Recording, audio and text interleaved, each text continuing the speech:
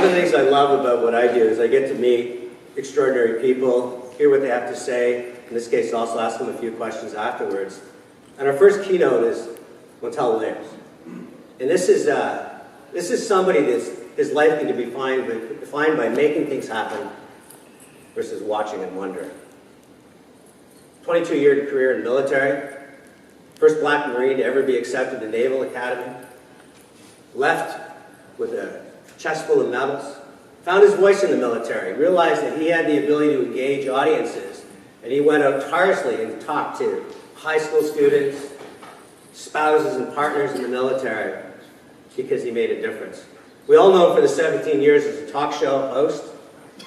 And one of the most interesting things about his story is I was doing some research. In 1999, he got diagnosed with MS.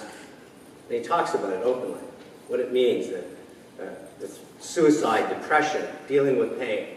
And again, he made this a cause in his life. I'm looking forward to listening, I'm sure you all are. Please welcome Montel Williams.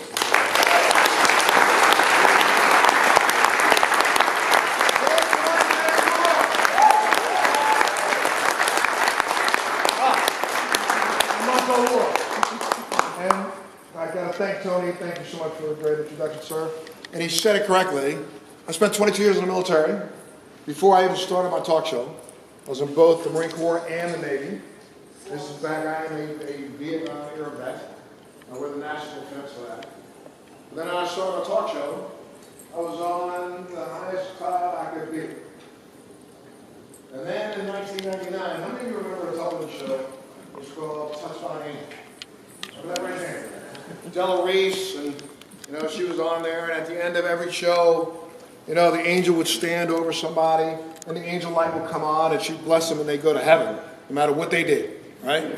I'm the only character that was on Touched by an Angel that the angel light came on, and she sent me straight to heaven. The reason why was because I was playing a character that was a cult leader, and in this main scene in the show, I literally had all the parishioners go back, lock the doors, set the church on fire. I was going to watch every single person in there die. And of course, the angel broke the chains, and everybody ran out, and I was the one that they left to burn. And it was one of these really crazy acting scenes for me, because at this point in time, I acted some, but not acted as much as I wanted to, and the script required that I cry almost, on cue. Boom, immediately start crying. I cried like 5 times in this episode.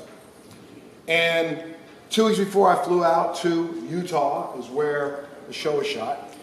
2 weeks before I flew out there, I literally was working on my acting coach, and I couldn't figure it out. How am I going to drop a dime and catch a scene crying? And I'm thinking through all the little weird techniques that Hollywood has, where I can put some menthol in my eyes, do some other things to make me cry, because I couldn't literally hit the mark. Well, it was a Friday morning when I was flying out to Utah to meet at about 4:30 in the afternoon with wardrobe and get all set. And we were going to start shooting that Saturday morning. And of course, the way Hollywood does things, they literally put all the big scenes first, so all of my major crying scenes were going to happen Saturday, Sunday, and Monday. I was like, oh my God. Well, Thursday night, I was fine. I had a great workout, and back then I was one of those guys who used to think that, the more weight I put on my back and the bigger I was, the more of a man I was. I'm glad I got a grip and understood that later on that that's really fake. But back then I was walking around squatting well over 600 pounds. I weighed 25 pounds more than I do now. I was a big weighthead. So the day before Thursday, I had this really incredible workout. And then I got up on Friday morning before I caught my flight, and I had another workout. And I remember walking out of the gym, got home, and my feet went on fire. And they've never gone out. My feet went on fire because I had my first bout of MS. And I didn't know it. When I say my feet went on fire, I'm not talking about a little bit of pain. I'm talking about it felt like someone was taking a hot skewer and driving it right up through my heel. And I literally, from that Friday, for the next 3 weeks, I couldn't stop crying. I would try a little bit, get a sense of who I was, could hold the tears back, and it came on. I landed in Utah, and I just so happened to be staying with a very close friend of mine who was a doctor. When I walked in his house, he said to me, "I need you to see a doctor tomorrow." I said, "Well, I think all I did, I had too much weight on my back. I think I just pulled a nerve." He said, "No, you didn't." And that next morning, at 5 in the morning, before I even went to the set, I was in a neurologist's office, and I had this doctor look me in the face and say, "I'm sorry to tell you this, my friend, but I think you have MS." And to show you how much I knew at the time, I thought he was saying that I was one of Jerry's kids. I had MD. I had no idea what MS was. No one in my family history or lineage had ever had a neurological disease. So when he diagnosed me, he also looked me in the face and said, "You know what, you're going to have to stop all of what you're doing." Basically, he read me a death sentence. You'll be in a wheelchair in the next 5 years, 6 years. He tells me, all this stuff about the fact that African American males are the worst in the category when it comes to MS. We normally have one of the quickest declines from this degenerative disease, and I should probably look at, understanding that my life expectancy is going to be shortened by somewhere between 10 and 15%. And I looked at him in the face and thought, "Are you crazy? You don't know me. I just walked in this door. You don't know who I am. But you're already going to break out a crystal ball and act like you do." The first thing he did was hand me a handful of opioids. And like the idiot I was at the time, I thought maybe this guy's a doctor, he knows what he's talking about. So I literally went home that night, getting ready to walk on a set to shoot a television program the next morning. I left him walking out, knowing that I was shooting on Sunday. And I literally freaked out. I had a handful of opioids. Of course, I took some to see if I could pay that. And of course, over the next 2 years, all I did was almost addict myself to opioids. Almost shut my kidneys down, almost shut my liver down, because I got to the point where, let's go backwards, I'm talking about 1999. Back in 1999, the doctors only thought they had one option. We didn't have oxycodone back then. There were drugs like Talwin. Some of the doctors that are in the room will understand what I'm talking about. Some of the drugs that were closest to heroin that you could ever have. And I'm taking 4 and 5 of these a day. By the 6th one, all I was doing was drooling in a corner. And being a celebrity, of course, I had the opportunity to call any doctor that I wanted. And doctors were really quick to write any prescription that I wanted. So I had 5 doctors across the country writing me a script whenever I wanted. Hydrocodone, whatever I wanted. I could get a morphine drip. And of course, I tried to live on that for 2 years. And realized I wasn't living at all because I ended up almost every evening drooling in a corner. Finally, I went to see a doctor who was a Harvard doctor, one of the top neurologists at Harvard, who was writing several of my scripts. And he said to me, "I'm done with you. I'm not writing anymore. You've had enough. I'll tell you, I know what you're doing. I know the people that you're calling. I've already called several of them. Shutting you down. You're not getting any more." And I heard about this stuff called cannabis or marijuana. And I heard that for some people with MS like you, it seems to help. I'm not going to say to anybody that I told you this, and I hope you don't tell them that either. 1999. I don't want you to say that I told you this. You need to go find this out yourself. So I walked out of the office after having been living on handfuls of opioids for 2 years, trying to figure out what do I do with this marijuana space. And yeah, of course, when I was a kid, I smoked a little bit, but I never thought of marijuana as a medication. And nobody in the world was thinking of it as a medication back in 1999. And I should say to you that, one of the things that's so great, I was carrying this brochure because it says something very important on the back. And I have to thank those people who put on Cannabis for bringing a group of people in a room together to talk about doing exactly this. Canada Cannabis. Lead, don't follow. We will show you the way. That's exactly what you have been doing. After I messed around in New York for a minute or two trying to find some street weed, the first place I came to back in 2002 was the Victoria Island Compassionate Club. And sat down with the people who were running that place at the time and got schooled about, yeah, you know what, there are things that cannabis can do that nobody even understands.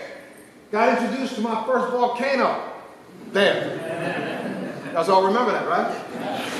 Got introduced to the volcano there. And literally realized, like, wait a minute, there's something to this.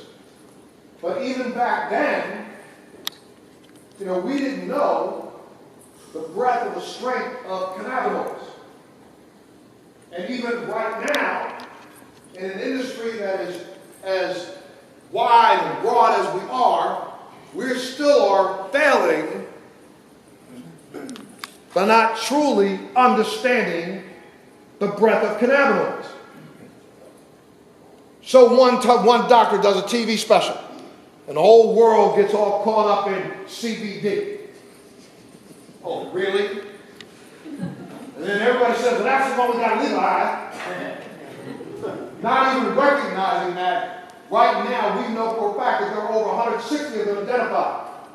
And the doctor who discovered them all, Montel Williams, using American taxpayer dollars,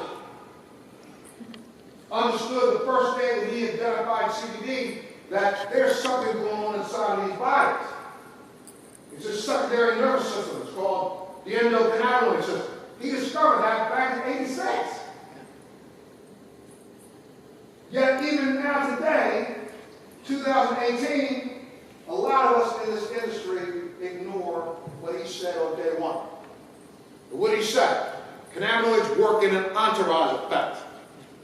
I flew to Israel in 2011 and sat for 3 hours in Dr. Meshulam's laboratory, one of the only person at the time to interview him in his laboratory in Israel. And he looked me in the face and said, Montel, cannabinoids work as an orchestra. You can play Tchaikovsky with only one string. But you need a second chair, third chair, cellos, and others to make it really Tchaikovsky. You may make noise, you'll make music, but it's not the same. And that's what we have to start getting beaten into our brains. Now, I'm preaching to a choir. And I'm so happy to be here with a room full of people who understand.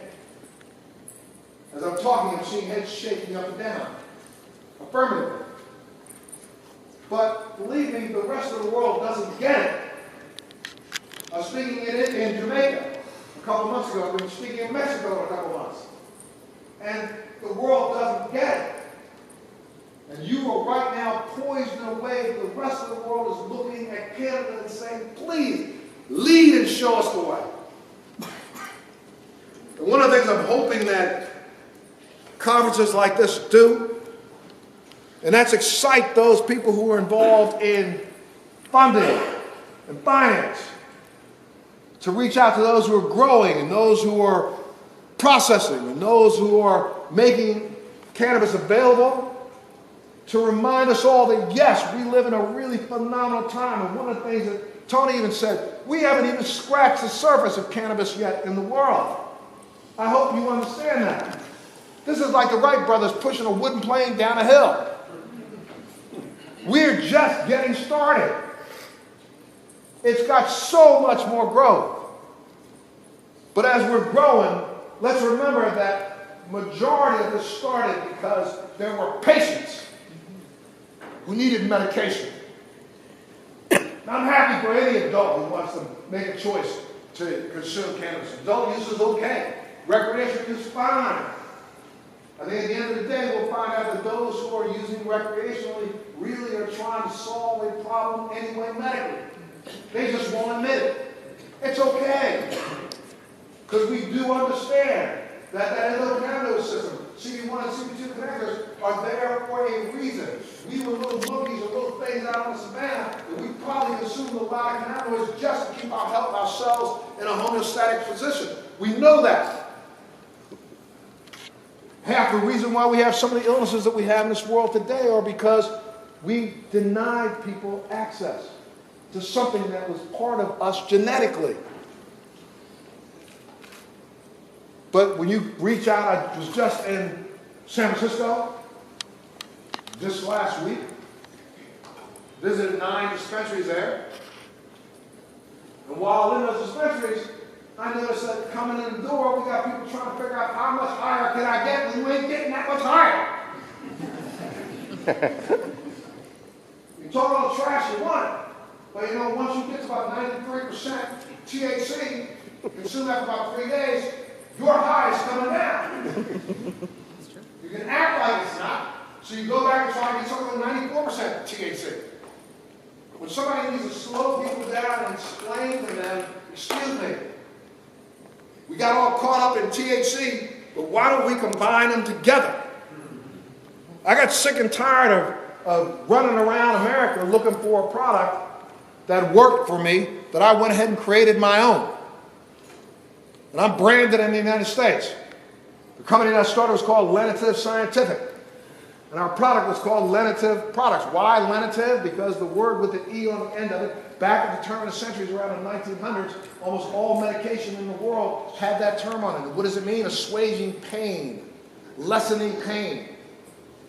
But when I started delivering my product to different dispensaries, people would call and say, can you send me some more of that Montel?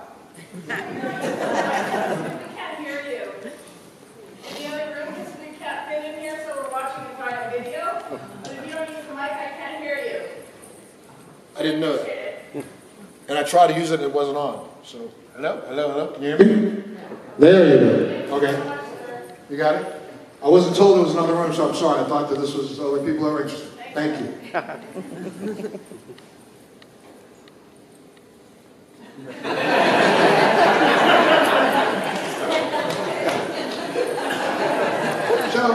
don't know, should I start all over again?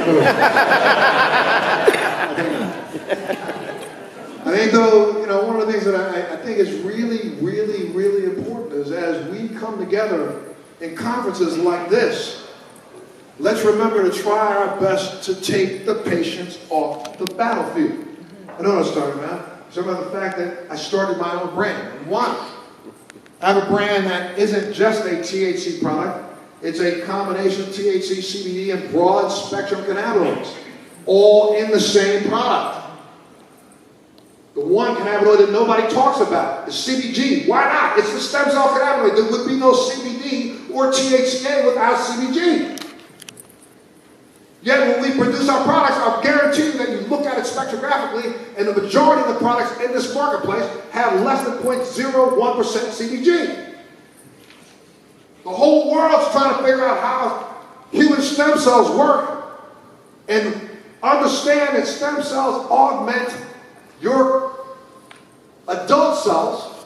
Why would it not be the same in a plant? CBN. We completely ignore CBN. Why? And there's 160 more of them that we ignore. Why? So as we come together and we share and we try to spread a message of healing, because I will guarantee you if I look at all of the literature from anybody who's selling any product here in the United States, somewhere along the way they talk about healing. Well, how am I going to heal when I'm not using all the medication?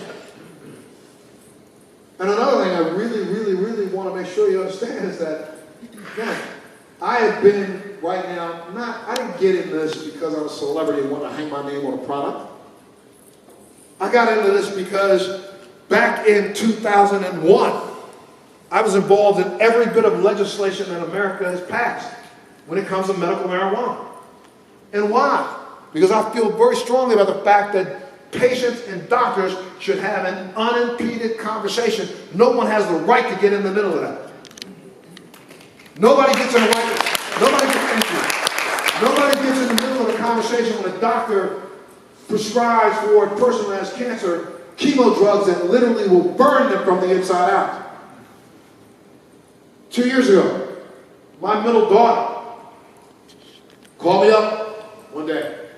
She's like, Dad, I don't know. I fell down and I got this really bad pain in my chest. Fell down, pain in my chest. How does that work? Thinking to myself. I said, you know what? You need to get here. She was living in Ohio, flew to New York, and I knew, I don't know why I knew, but I knew that what was going on with her was way worse than just a fall. She showed up, she explained some of her symptoms, and I immediately reached out to one of the top doctors in oncology in the world for something called lymphoma. Because I just had this idea something's going on. And I took her to the doctor, and the doctor I actually took her to is the doctor who's responsible for saving over 70,000 lives around the world. Because he's written the last 2 protocols for lymphoma. So I took my daughter to him. They did the test, and yes, in fact, she had lymphoma. So they, my daughter was 25 years old at the time, and I'm blessed because, whether you hear about it in the United States or not, all the complaints about Obamacare or the Affordable Care Act, the Affordable Care Act allowed me to keep my 25-year-old daughter on my insurance. Had she been forced to use her own insurance, she would have gone bankrupt, and so would have I. Because her treatments cost so much money. But she went through her first round, and I remember sitting in that room with this doctor, and he's explaining to her all these things he's going to give her and what some of the symptoms are. Your hair's going to fall out, your skin's going to chafe off. And I'm looking at him like, are you kidding me? I said, hold on a second, dude. He said, no, she's 25, sir. You're just paying. I got no say. So she went through it. And blessedly, she was cured. So she left the hospital, went home for 7 months. Calls me on the phone. Dad, something's weird. And I knew it came back. So I take her back to the same doctor who has written the protocols for curing lymphoma. And he just wrote the newest one. He's the guy responsible for stem cell transplants when it comes to lymphoma. And I sit in this guy's office, and he says to my daughter, because it's come back and it's such a virulent form, I'm going to have to put you through this experimental protocol where we're going to burn you from basically the inside out. How do you say that to a dad? And then he says, it's going to be worse than the first time around. You're losing all your hair. Your skin is going to fall off. You could throw up your esophagus. What? And my daughter went through this. With my protest, I didn't have a right to come in between my daughter and her doctor. How dare anybody come between my doctor and me when they tell me that cannabinoids are the best thing I can do right now? Yet we still have legislation around in the United States, and people who just think, and I'm so glad that Sessions just was bounced, an idiot who says that no good people use cannabis. But at least we got him out of the conversation. And fortunately, this is an industry that people are looking at as the next gold rush. And believe me, the idiot in the White House is looking at it that way too. So that guy understands one thing. There's only money and how can he get it in his pocket. So he's trying to figure out a way that Usay and Kusay, his 2 sons, can get involved to make sure they get it in their pocket. And possibly in the next, I think, I'll tell you this, I'm not crystal ball, I'm like a doctor, but I'm crystal balling. I'm going to tell you, it may be the only thing that gives him an opportunity to get reelected. And what will happen is all of us good-minded cannabis supporters will lose our minds because this idiot will go ahead and legalize or completely take off the schedule. and allow for free flow. And in America, you know, we're those kind of people, sorry. You know what? You dangle us a cookie and we chase him. So they'll reward him for his dangling of that cookie, which I'm so afraid of, but it may happen. But for this industry, that would be a phenomenal thing. So I'm going to beg you today to please, every conference like this that I go to, I'm literally going to beg you that on behalf of those of us who are suffering every day, and the only relief we get is through cannabis, I would beg you that you're going to make money. There is no ifs, ands, or buts. Put that aside. Take some of that money and do what you know you need to be doing with it right now. Put it in research. Validate the medical efficacy of this as a medical agent. Validate that. The world will follow. Over-the-counter comes. Let's do the research that needs to be done right now. And this is not research just about whether or not it mitigates pain. We know that in Israel they've been researching now for the last 9 years when I was there, shooting THC and CBD directly into cancer cells and making them explode. We know that, again, cannabinoids are responsible for cellular homeostasis. So therefore, we know what it can do to cells that are out of whack. Let's validate that through research. Spend some of that money. Take a little bit aside when you're sitting there looking at the fact that you're going to go out and buy the next Mercedes next year. Why don't you take that and save that Mercedes and put some money into research? So again, the most important thing you can do to lead is take the patients off the battlefield. Please. Now I also want to say one other thing. Less than 6 months ago, I was in Manhattan, in a hotel, and still, like the idiot that I have been, chasing the body that I'll never have again. I'm in the gym, banging away really hard, way harder than I ever should have been. I used to do, 6 months ago, I was doing 2 to 2.5 hour, almost 3 hour workouts. Lifting way more weight than I should have been lifting, training way harder than I should train. And I'm standing in a gym that I've been in for at least 50 times. Happened to be in that gym by myself. Nobody else in the gym. And I'm in the middle of my second set of squats, dumbbell squats.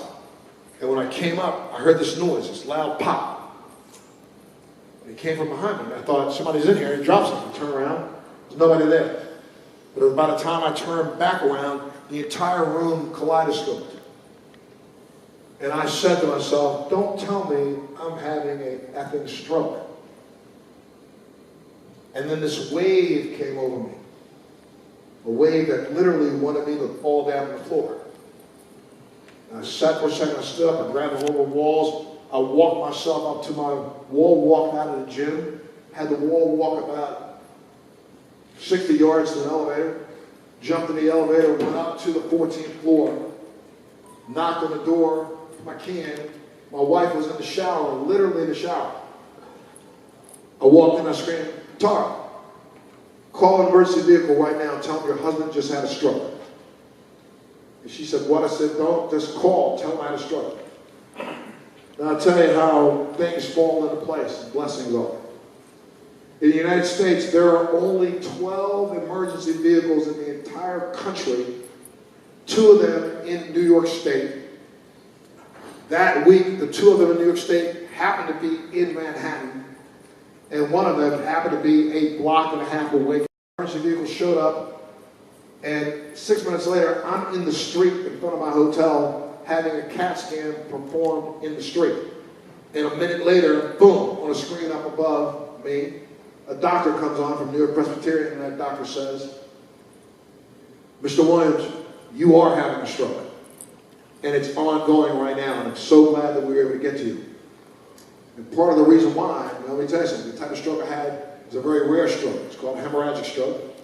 And I had an extreme hemorrhagic stroke. The type of stroke that I had 50% of the people who have this kind of stroke die that second. I was taken to the hospital. I was in ICU for 7 days. 5 of those days I could barely move. I don't think I was awake more than 20 minutes a day. And had they not called that emergency vehicle that morning, they would have given me medication probably for an ischemic stroke and would have killed me right on the spot because I had bled out. But instead, because they could see the stroke happening, they treated my stroke differently. And that treatment is part of the reason why I'm here. Part. But they took me to the #1 stroke hospital in America, New York Presbyterian. And when I woke up on day 5, and literally was able to move a little bit more, was more coherent, I reached in my bag and I said to the lead doctor, I said, I'm going to tell you right now, I was taking this before I got here, and I'm going to start taking it again today. And what was it? It was my CBD broad spectrum cannabinoid product. They took my pills from me, took it down to the laboratory in the hospital, brought it back up and said, yes, Mr. Williams, you can go right ahead and do so. And the next day, I took out of my bag my vape pen, which has THC in it also. I handed it to the same doctor. They took it down to the laboratory, they tested it, they brought it back up to me and said, okay, you can do that also, but please don't do it in the hallways. Do it in your room. Now, I could care less what a doctor or any scientist has to say. I am absolutely positive that part of the reason I'm standing in this room here today, able to talk to you this way 6 months after having a major stroke, that not one of my therapists or doctors can understand why I'm able to do this right now. I honestly believe that the reason why I'm doing this is because I have not gone a day in the last 17 years without putting cannabinoids in my body. And I am positive that the cannabinoids help to give me the neuroprotection that I needed from such an extreme stroke. I'll prove that eventually with research. But that's what I need you guys to help us do. So that when a patient goes into the hospital, doctors don't skip out on the medication that they know will help them.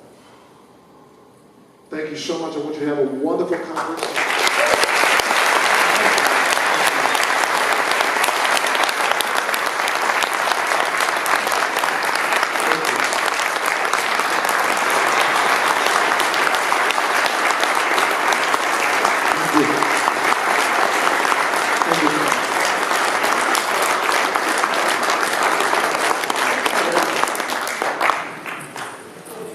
Fabulous. First of all, I wanted to start off by asking you a question about Oprah interviewing you. She brought all the former talk hosts back, and she said, and she was talking about your diagnosis, your illness, and how you dealt with it. She said, part of the problem we have with illness in America today is we see illness as a weakness. Absolutely. That's probably right after the diagnosis. I stopped pushing all the heavy weights. And even now, after my stroke, I've made another change. I'm now trying to shift over 100% to a keto diet, along with cannabinoids, to make sure that I get more neuroprotection. So, understanding that we have the power from within, and one of the things that I speak about all over the country, especially the kids, is that we have to understand that we alone own the definition of who we are. I can be the way the doctor who suggested I be, when he said, you have MS, so you have a 15% greater chance of a shorter life expectancy, 15%. Well, if I listen to him, I turned 62 this year, I should already be dead. And so, they don't necessarily have crystal balls. We have the strength to define who we are, and that's what you know. So one of the things I took away from your talk was making the patient the hero. How do you get an industry where you've got some of the top capitalists, scientists, people that are being advocates, defending it, and to have the humility and generosity to say the patient will always has to come first? I think if you, Tony, and others who put on conferences like this, say it directly That's exactly what needs to be said. We need to have the humility and understand, again, this is the Wright brothers. There's billions and trillions of dollars to be made. You're going to make your money. What's wrong with making money and doing something good for people at the same time? So you talk about which is a great statement, but then you use the Donald Trump factor comes in, which becomes blind ambition. How do we counter as an industry so that Canada is thought of as a hub or an oasis where we can be creating, we're the recreational or medical industry, but we know that we're leading with our soul and our heart versus just simply leading with our pocketbook? I hope that CTV and CNNs and others start to recognize and start showing these conferences and showing what you're doing to the world. That's what has to happen. You need to have more, whether or not, groups of some of the investors here get together and buy time on TV. Show the world what it is you're doing. The rest of the world will understand that they've got to come to the table and either try to get in line and help lead or follow. And I have a feeling that just like has happened now for the last 17 years in my world, America has done nothing but follow Canada. They'll continue to follow for the next 17 years. And when you bring up the guy in office, I have no problem with using him to achieve a goal. We already know where he's coming from. We already know he doesn't have a compassionate cell in his body. So if he's driven by making money, let him make money. But at the same time, use the money he makes, that'll, that rising tide lifts all boats. So you'll make money and use that money and turn it around and do it for good. So when I was in Niagara, I did a talk called It's a Gong Show. I'm not a big fan of the fact that we've sliced and diced this into 10 provinces, 3 territories, no scale, no set of rules. If you were running cannabis in Canada, what advice would you give our Prime Minister in terms of how we can truly be not only first mover, but continue to have last mover advantage? Just like in the United States, almost every single state that passes cannabis laws right now, you have people who have fought cannabis tooth and nail for the last 14 years. And the second they pass a bill, what do? They find their cronies who know nothing about cannabis and put them in charge. I would say that if I have a chance to, and I'm trying my best to get an opportunity to speak to your Prime Minister, he needs to find somebody within this industry to lead the industry nationwide. And the industry has got to come together, just like sitting in this room right now. One of the things that you said to begin with, you have an unbelievable opportunity over the next 2 days to interview and interact with the movers and shakers of the Canadian cannabis industry. But I'll guarantee you that, watch this, everybody in the room that's left there right now, do me a favor, turn to your left or your right and introduce yourself to the person that's there. Hey, bro, how are you doing?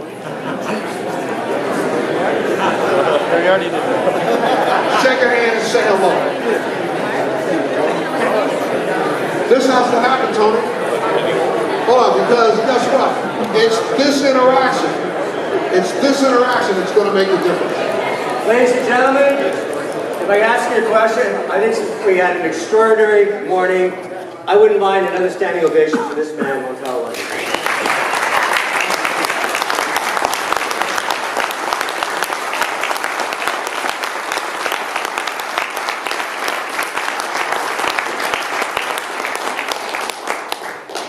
Fabulous stories, and mixing it up with fabulous storytelling doesn't get better than that. We have another keynote this morning.